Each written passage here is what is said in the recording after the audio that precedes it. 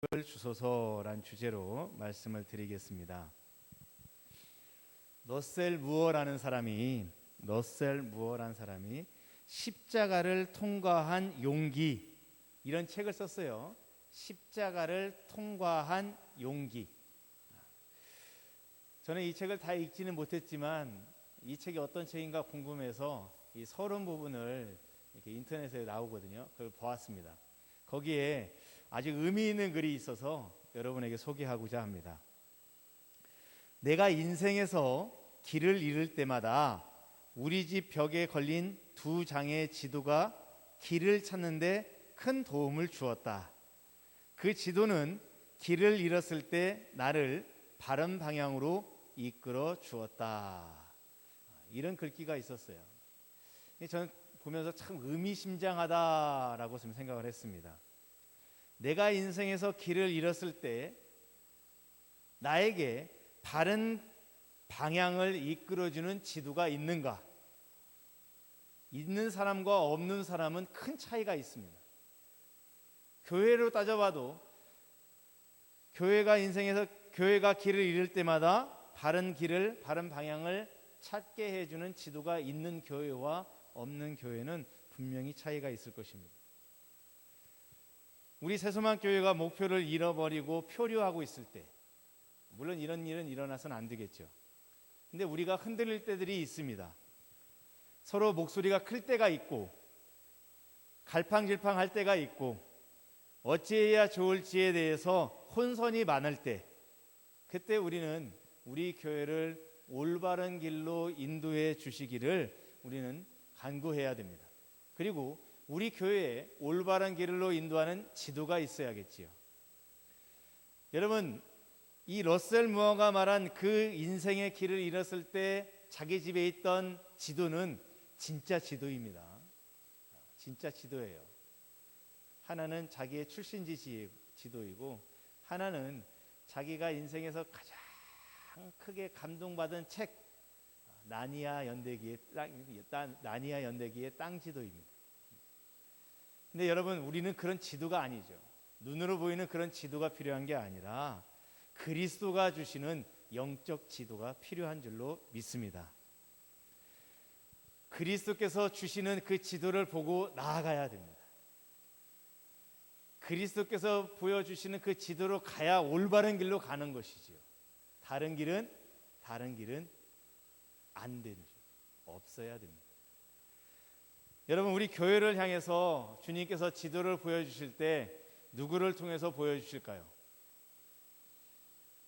성도일까요? 집사님일까요? 권사님일까요? 아니면 장로님일까요? 아니면 담임 목사입니까?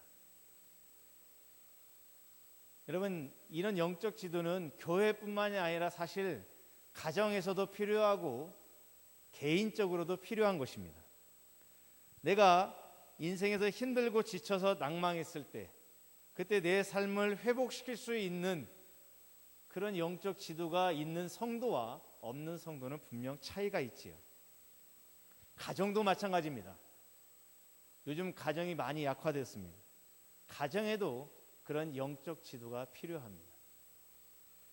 자, 그러면 오늘 성경에 나오는 이스라엘 백성들에게는 그러면 이런 영적 지도가 있었을까요? 엘리야의 시대에 이 갈멜산에 모였던 이스라엘 백성들에게는 이 영적 지도가 있었을까요? 없었을까요? 있었습니다. 그들도 영적 지도를 가지고 있었어요. 근데 여러분, 그들이 가지고 있는 영적 지도에 큰 오류가 있는데 그것은 잘못된 지도라는 것입니다. 그들은 잘못된 지도를 가지고 있었어요. 하나님을 믿지 못하니 바알에게 가서 제사하고 바알이 만들어준 영적 지도를 가지고 있었던 것입니다. 전에 저는 캐리비안의 해적이라는 영화를 아주 재미있게 보았습니다. 해적들 이야기인데요. 근데 그 해적들 이야기에 보면 올바른 지도를 가지고 있는 사람과 가짜 지도를 가지고 있는 사람의 차이가 드러납니다. 가짜 지도를 가지고 있으니 진짜 그 목적으로 살면 그 보물을 찾을 수가 없는 것이죠. 그리고는 말합니다. 다 가짜야. 주인공이 진짜 지도를 가지고 있는데도 그것도 가짜야. 내 것도 가짜고 네 것도 가짜고 주인공이 가지고 있는 진짜 지도도 가짜야 라고 말합니다. 그리고 다 안 된다고 말합니다. 왜냐하면 자기가 해봤거든요. 자기가 직접 그 지도 가지고 가봤거든요. 해보니까 안 된다는 겁니다. 나도 안 되고 너도 안 되고 진짜도 안 되는 거야 라고 말합니다. 근데 여러분, 가짜 지도와 진짜 지도는 차이가 있는 것이지요. 가짜 지도를 가지고 가는 사람은 파멸하는 것이고 망하는 것이고 헛수고하는 것입니다. 죽도록 힘쓰고 애쓰고 노력해서 보물을 찾았어도 어느 순간 밑 빠진 독처럼 쑥 빠져나가고 마는 것입니다. 이스라엘 백성들의 모습이 바로 그런 모습이었습니다. 그래서 하나님은 엘리야를 통해서 진짜 지도가 있다라는 것을 보여주십니다. 그 엘리야를 통해서 하나님이 보여주시는 진짜 지도예요. 첫 번째 지도는 바로 하늘에서 불이 내려서 참신이 누구인가를 보여주신 것입니다. 이 기적을 보고 이 영적 지도를 보고 이스라엘 백성들은 이제 39절에서 이렇게 말합니다. 모든 백성이 보고 엎드려 말하되 여호와 그는 하나님이시로다. 여호와 그는 하나님이시로다. 이전까지 이스라엘 백성들은 바알이 만들어준 영적 지도를 가지고 나도 안 되고 너도 안 되고 다 잘못돼서 안 되는 거야 라고 알고 있었습니다. 그런데 하나님께서 엘리야를 통해서 보여주신 첫 번째 지도, 하늘에서 불이 내리는 그 일을 보고서 여호와 그는 참 하나님이시다, 여호와 그는 하나님이시다 라고 진정으로 고백하게 되어집니다. 여호와 하나님이 주시는 지도가 진짜 지도인 것이죠. 두 번째 지도가 오늘 본문의 내용입니다. 3년 6개월 동안 비가 오지 않는 그 땅에 비를 내리시는 분이 누구인가? 그것을 보여주는 지도가 두 번째 지도입니다.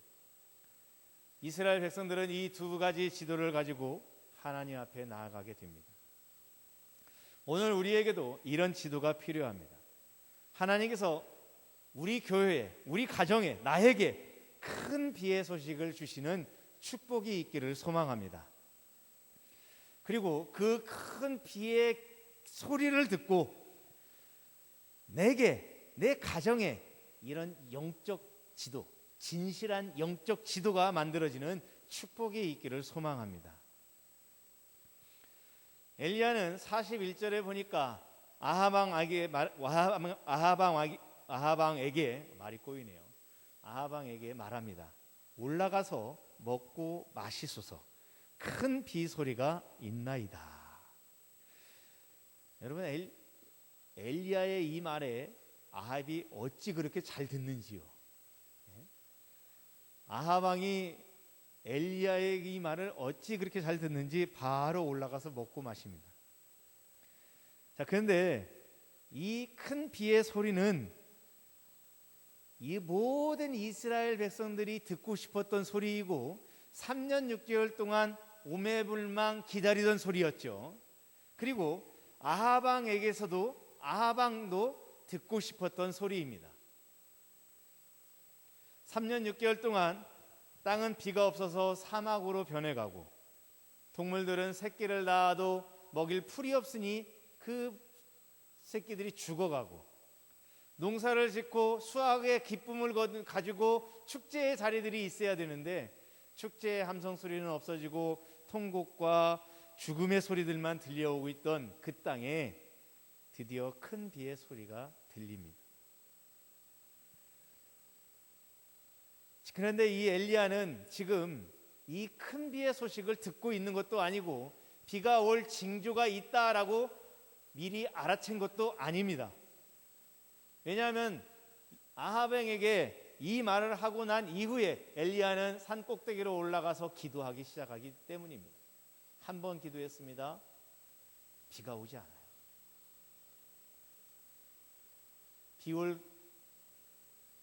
비가 올 만한 그런 징조가 보이지 않습니다. 비가 오려면 구름이 먼저 끼고 비가 오려면 바람이라도 먼저 불든가 아무 변화가 없습니다. 7번 기도했습니다. 그러자 정말 바다 저쪽에 정말 손바닥만한 작은 작은 구름이 일어났습니다.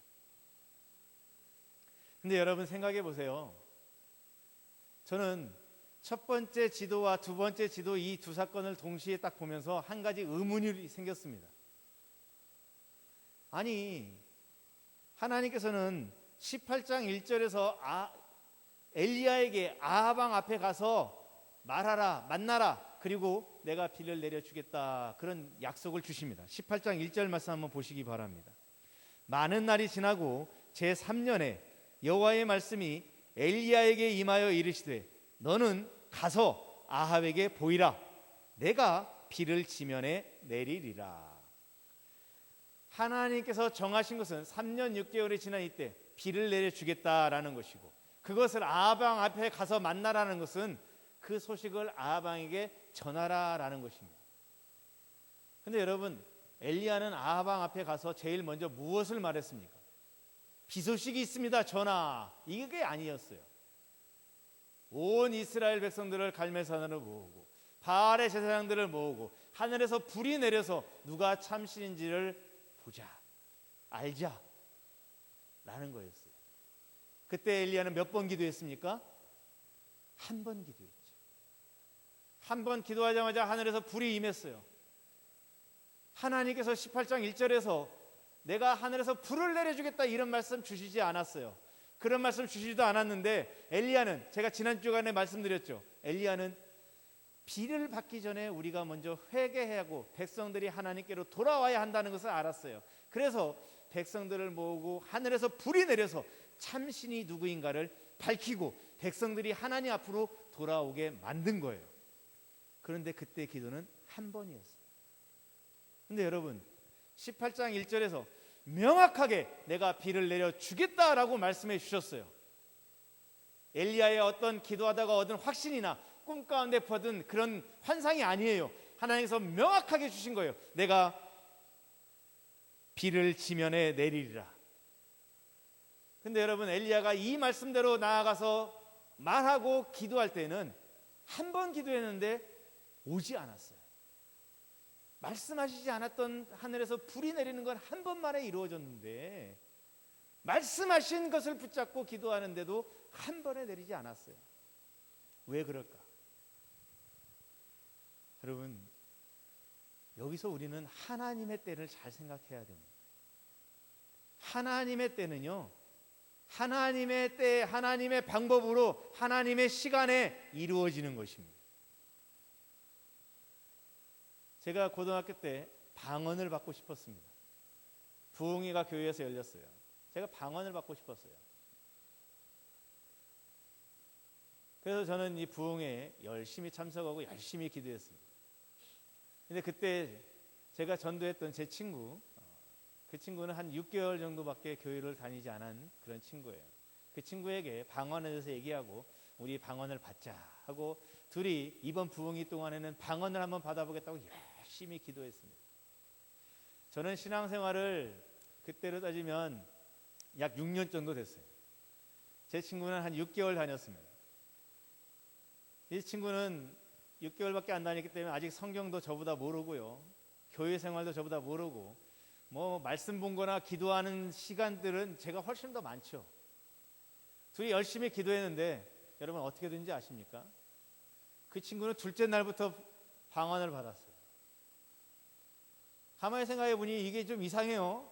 나는 쟤보다 훨씬 더 많은 시간을 교회를 다녔고 훨씬 더 많은 성경을 읽었고 훨씬 더 많은 기도를 했는데 왜 나에게는 임하지 않고 저 6개월짜리 초짜에게 왜 방언이 임했을까? 한편으로는 자존심도 상하는 것 같아요. 근데 여러분, 하나님의 방법은, 하나님의 일은 하나님의 때에 하나님의 사람에게 임하는 거예요. 내가 무조건 더 많이 성경 읽었고 내가 무조건 더 많이 기도했고 더 많이 예배했으니까, 내가 더 많이 헌금 드린 것도 많으니까 그렇다고 무조건 제가 1번이 아니에요.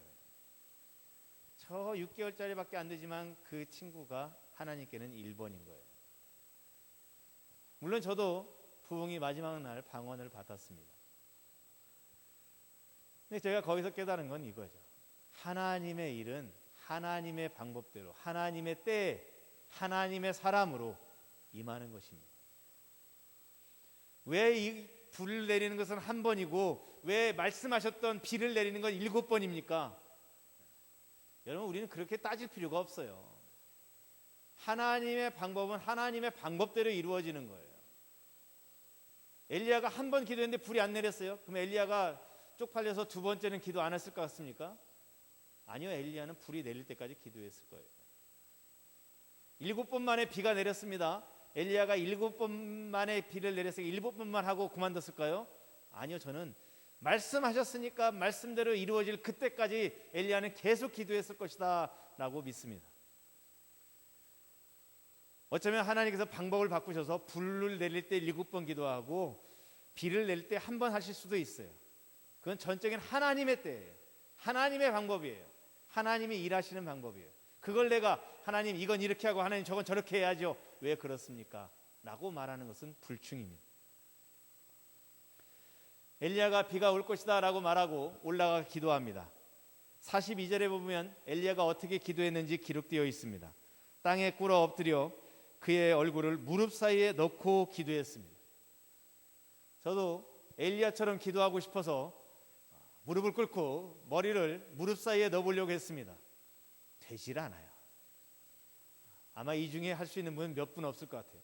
몸이 대단히 유연한 사람만 할 수 있을 것 같아요. 근데 제가 그게 해도 안 되니까 나는 엘리야의 기도가 안 되는구나 라는 걸 깨달았어요. 내 몸의 뻣뻣함을 알고 엘리야의 기도가 나는 안 되는구나 라는 걸 깨달았습니다. 근데 가만히 생각해 보니 제가 잘못된 거예요. 여러분, 엘리야가 머리를 무릎 사이에 넣고 기도했다는 것, 그것은 여러분 기도의 그 모습 자체가 중요한 것이 아니라 그만큼 엘리야는 하나님 앞에서 간절하게 그리고 진실하게 기도한 것이죠. 제가 그 외형만 따라하려고 했으니 그건 분명 저의 실수이고 저의 잘못입니다.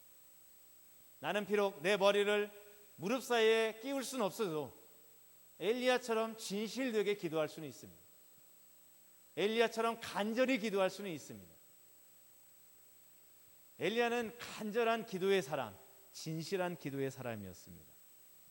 사르밧 과부의 아들이 죽었을 때에도 선지자로서 율법에 의거해서 죽은 시체를 손에 대면 부정하게 되는데, 그런데도 엘리야는 그 아이 위에 올라가서 몸을 3번 펴서 엎드려 기도했습니다.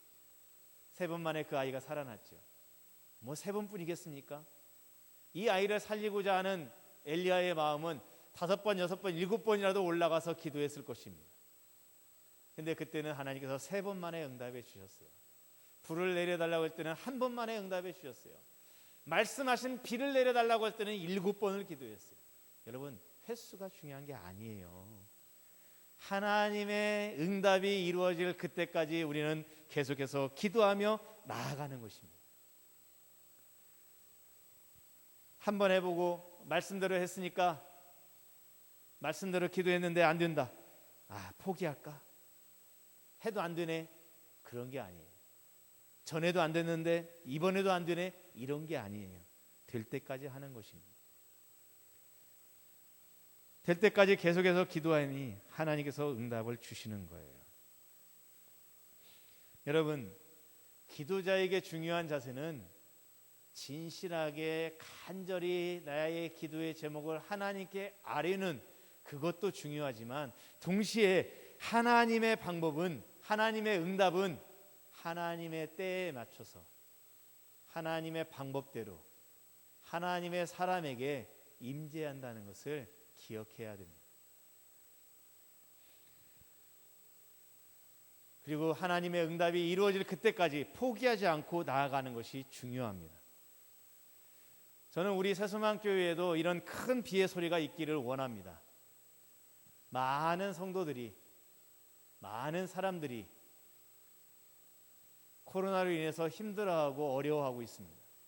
경제적이고 물질적인 어려움도 있지만 온전히 예배당에 모여서 예배 못 드리는, 영상 예배로 드리고 있는 그런 어려움을 겪고 있습니다. 영적으로 흔들리고 갈팡질팡하는 그런 시기입니다.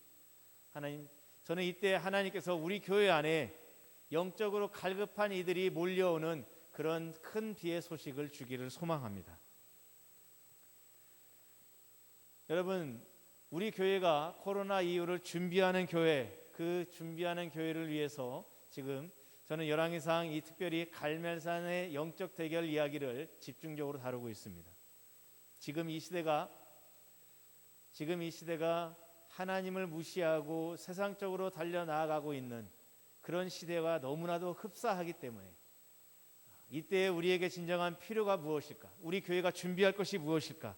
그것을 집중적으로 말씀을 드리고 있습니다. 우리 안에 코로나 이후를 준비하는 교회가 되어지기에 방해하는 세력들이 있습니다. 어찌 보면 우리가 전부 다 많이 교회가 작아졌던 것도 우리를 가로막는 장벽입니다. 어쩌면 우리 안에 너무나 고령들이 너무 많아서 힘을 쓸 수 없다라는 것도 어쩌면 장벽이 될 수 있습니다.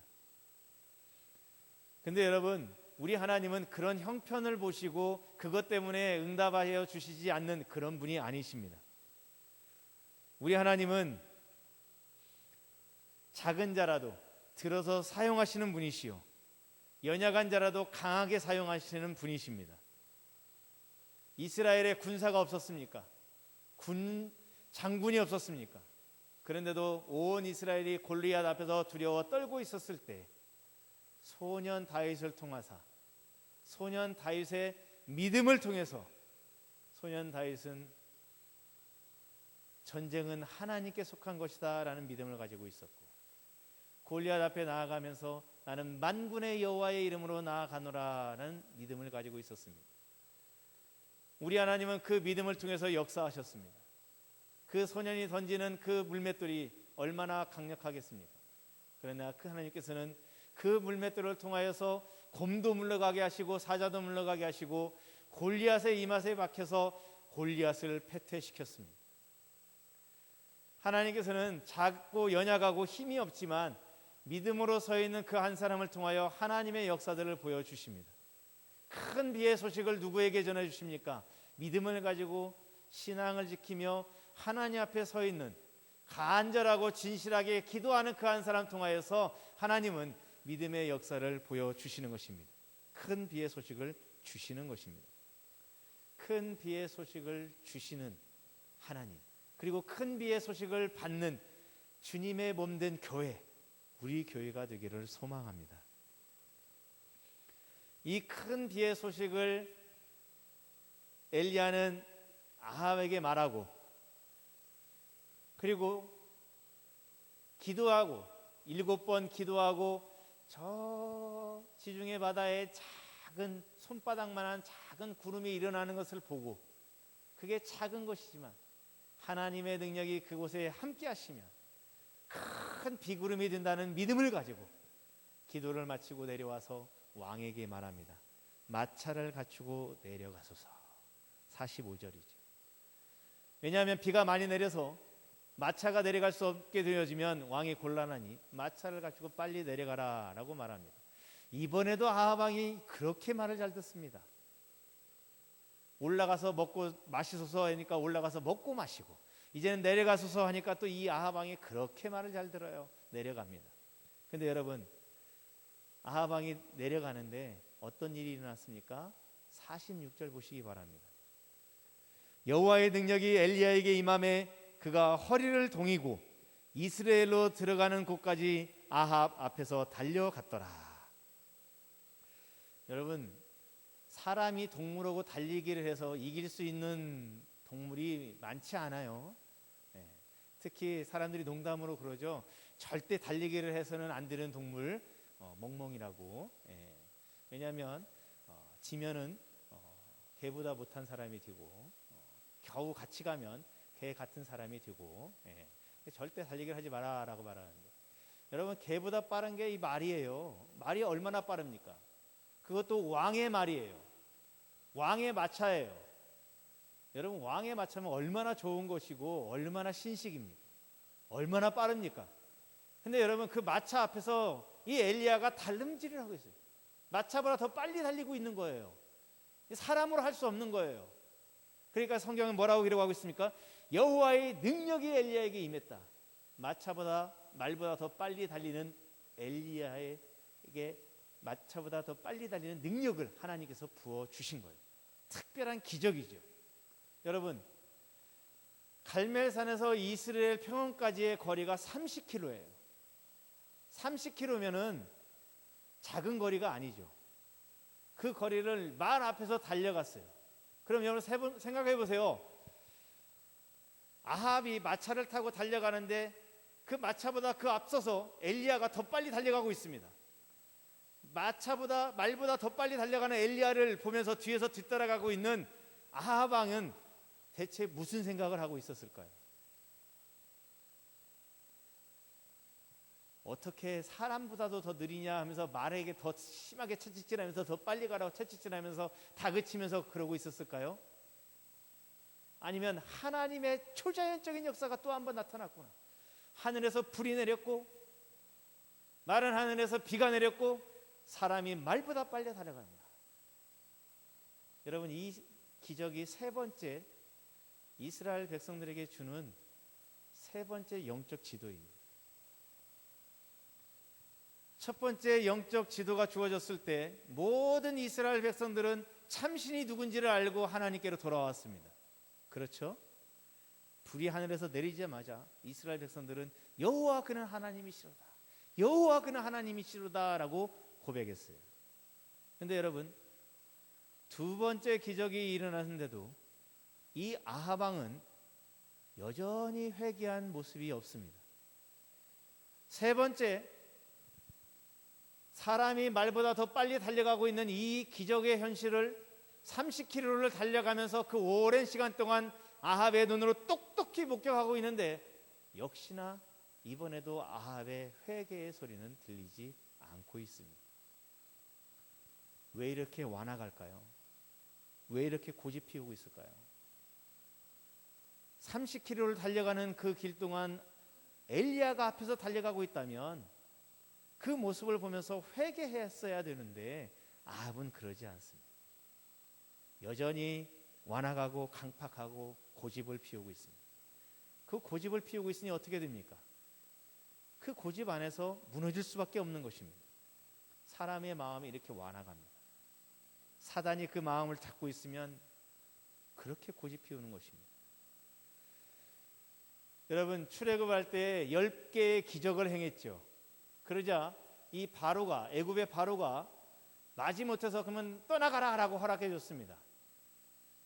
떠나갔어요. 이스라엘 백성은 출애굽했어요. 그러면 그것으로 다 끝났어야 되는데 여러분, 그 바로가 어떻게 했지요? 떠난 이스라엘 백성을 붙잡기 위해서 자신의 군대를 동원했죠. 자신의 최고의 군대, 전차 부대를 동원했습니다. 사람이 그렇게 완악해요. 눈앞에 10개의 기적이 일어났는데도 깨닫지 못해요. 아합 왕도 눈앞에 지금 모든 사람들은 깨닫고 여호와 그는 하나님이시다라고 회개하면서 돌아오는 13개의 기적을 보여주었는데 그래도 못 깨닫고 있습니다. 그러니 무너질 수밖에 없는 것입니다. 망할 수밖에 없는 것이죠. 여러분, 지난 주간에 우리 교회 이제 방송 장비를 위해서 헌금 봉투를 나눠드렸고 지난주부터 헌금하신 분들이 있습니다. 어떤 분은 목돈이 힘들어서 매 주일마다 조금씩 헌금하시는 분도 계시고 추석 전에 5달란트 하고 추석 후에 5달란트 하겠다 하시는 권사님도 계십니다. 국가에서 주는 지원금으로 달란트를 내겠습니다 하는 분들도 계십니다. 이렇게 하신 분들이 작정하고 예물 드리신 분들이 주보에 보면은 벌써 218만 원이 벌써 헌금되어졌습니다. 저는 이것이 바로 작은 구름이다, 바닷 가운데 일어난 작은 구름이다라고 생각하고 있습니다. 이 모든 봉헌이 저에게는 엘리야가 보았던 그 작은 구름입니다. 그리고 이 작은 구름 가운데 하나님의 능력이 임하고 역사하셔서 큰 비가 되어 우리 가운데 부어 주실 것이라 믿습니다. 예수님도 이런 말씀을 하셨습니다. 마태복음 13장 31절 32절에 보면 이렇게 말씀하십니다. 천국은 마치 사람이 자기 밭에 갖다 심은 겨자씨 하나 같으니 이는 모든 씨보다 작은 것이로되 자란 후에는 풀보다 커서 나무가 되매 공중의 새들이 와서 그 가지에 깃들이느니라. 모든 씨 중에서 가장 작은 씨지만 심으면 자라서 큰 나무가 되어서 새들이 그 가지에서 논다라는 것입니다. 이게 바로 천국이다라는 것이에요. 작은 씨앗이 큰 나무가 되어집니다. 손바닥만한 작은 구름이 큰 비를 내려 주었습니다. 오늘 우리가 드린 예물들이 하나님 앞에 정말 작은 것이지만 그것을 통해서 하나님의 능력의 역사들이 나타나 우리도 할 수 있다라는 그런 믿음의 큰 비가 되기를 축복합니다. 저는 분명 그렇게 될 것이라 믿습니다. 작은 것이지만 하나님은 그것을 통해서 역사하실 때 약한 자를 강하게 들어 쓰시는 하나님의 능력이 보여질 것이고 그것을 경험한 우리에게는 우리도 할 수 있다는 영적 지도가 되어줄 것이라 믿습니다. 저는 우리 교회 안에 하나님의 큰 비와 같은 부흥이 있기를 소망합니다. 그리고 여러분들 앞에서 허리를 동이고 정말 하나님 앞에 믿음으로 달려가는 저의 모습을 상상해 봅니다. 우리 교회 안에 이런 역사들이 일으키기를 소망합니다. 작은 구름이지만 하나님께서 큰 비를 이루신 것처럼 영적 기근에 시달리고 있는 많은 영혼들이 주님의 교회를 향해서 우리 교회를 향해서 달려오는 수많은 사람들의 발자국 소리가 되어지기를 소망합니다. 예배에 갈급한 자들이 목이 말라 갈급해하는 그 허덕이는 소리가 그 목소리를 내면서 주님의 몸된 교회로 달려오는 그런 역사가 있기를 소망합니다. 말씀을 듣고 말씀대로 행하고 그리고 하나님 앞에 나와 기도하는 많은 영적인 엘리야들이 세워지고 그들을 통해서 수많은 갈급한 영혼들이 여호와 그는 하나님이시다라고 회개하며 나아오는 그런 은혜가 있는 교회가 되기를 소망합니다. 여러분 같이 기도하면서 하나님께서 우리 교회 안에 그리고 큰 피해 소식을 내려주시기를 같이 소망하면서 나아가는 저와 여러분들이 되시기를 축복합니다.